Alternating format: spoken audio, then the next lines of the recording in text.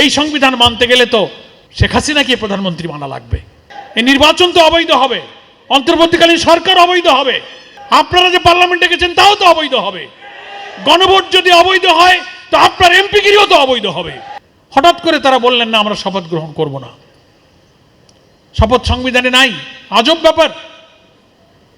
আপনারা যে জুলাই সনদে স্বাক্ষর করেছেন ওই সনদের মধ্যেই সংবিধান সংস্কার পরিষদের শপথনামা আছে, আপনি সেটা শপথ নিতে বাধ্য। আপনি যদি আজকে সংখ্যাগরিষ্ঠতার জোরে এটাকে অস্বীকার করেন তাহলে আপনাদেরকে বলতে আমরা বাধ্য হব যে পূর্বসূরীরাই কিন্তু এই আচরণ করেছে।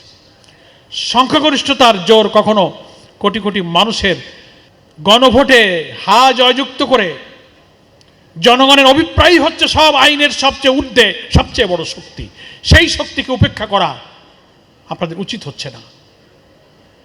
সংবিধানে নাই তো সংবিধানে এই নির্বাচনও তো ছিল না।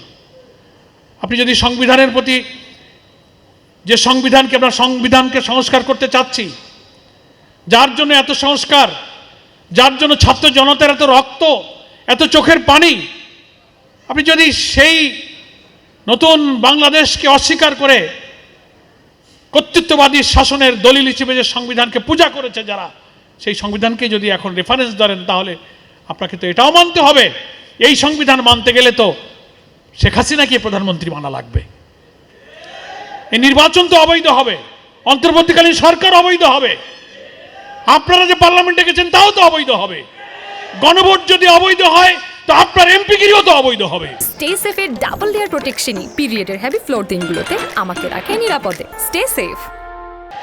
একই দিনে আপনি 2টা ভোট করেছেন, চক্রান্ত করে আপনি লয়ার ঠিক করে পার্লামেন্টে গিয়ে রিট করেছেন, সেখানে আপনি সংবিধান সংস্কার আদেশের বৈধতা, গণভোটের বৈধতা, নানান প্রশ্ন তুলেছেন। আজব ব্যাপার। এই প্রশ্ন যে আপনার দিকে ছুটে যাচ্ছে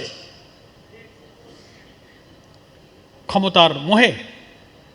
সংবিধান দেখাবেন না মানুষকে, কারণ সংবিধান শুধু আপনার বই, আপনার বাড়ি, আপনার আলমারিতে নাই, এদেশের কোটি কোটি মানুষের ঘরে সংবিধান আছে।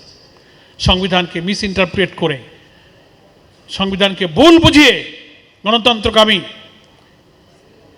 এক সাগর রক্তের বিনিময়ে মুক্তির আকাঙ্ক্ষায় যে জনগণ পাগল হয়ে গেল, শিশু থেকে বৃদ্ধ পর্যন্ত, ছাত্র, শিক্ষক, বুদ্ধিজীবী, পথচারী, হকার্স, দিনমজুর রাস্তায় নেমে জনগণের একটা শান্তি, সমৃদ্ধ, ইনসাফ, মানবিক বাংলাদেশের জন্য রক্ত দিল।